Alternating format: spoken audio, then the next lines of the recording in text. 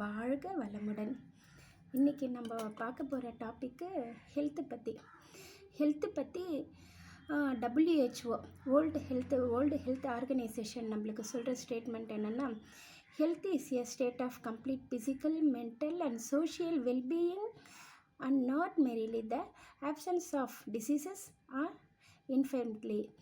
அப்படின்னா, ஆரோக்கியம் என்பது முழுமையான உடல் மற்றும் மனது, சமூக நல வாழ்வின் நிலை மற்றும் நோய் மற்றும் உடம்பில் பலவீனம் இல்லாமல் இருப்பது தான் நம்முடைய முழுமையான ஹெல்த்தாக சொல்லப்படுகிறது.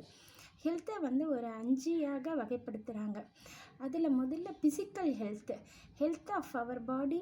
when a person's body performs all function normally, this is only possible when all body parts are working properly. உடம்புலோட ஹெல்த்துன்னு சொல்லும் பொழுது நம்முடைய உள்ளுறுப்புக்கள், நம்முடைய வெளியில் நம்மளுக்கு தெரிகிற கை, கால், கண், வாய் அப்படின்னு மட்டும் இல்லாமல் உள்ளுறுப்புக்கள், கணையம், இந்த டைஜஷன் சிஸ்டம் நிறைய இருக்குது இல்லைங்களா, ரெஸ்பிரேட்டரி சிஸ்டம் எல்லாமே சரியாக இயங்கும்போது தான் நம்ம முழுமையான ஹெல்த்தியான பர்சனாக கருத முடியும். அடுத்து emotional health. How a person feels and things.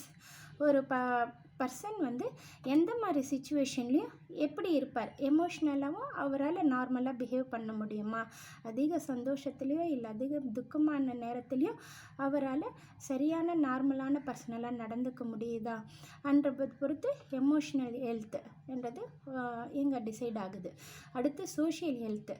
அதை பார்க்கும்போது when a person behaves normally, sociality, for example, he can from relationship with peoples and he easily adapts to different types of social situation.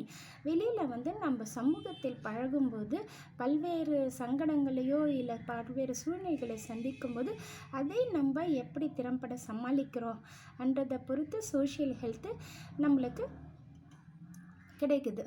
அடுத்து spiritual health includes values that help us to live a purposeful life.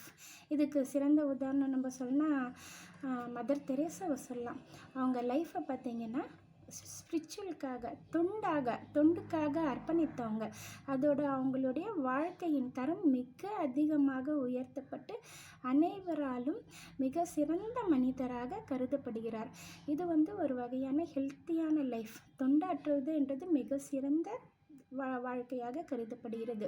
இதுக்கும் தாண்டி ஒரு வாழ்க்கை என்பது intellectual health. Intellectual health help us be more creative. It is about learning new things and improving skills. நம்ம புதிய கண்டுபிடிப்புகள் கண்டுபிடிக்கப்பட்டு மக்களுக்காக அதை நம்ம டெடிகேட் பண்ணணும். இருக்கிற பிரச்சனைகளுக்கு சொல்யூஷன்கள் தரணும்.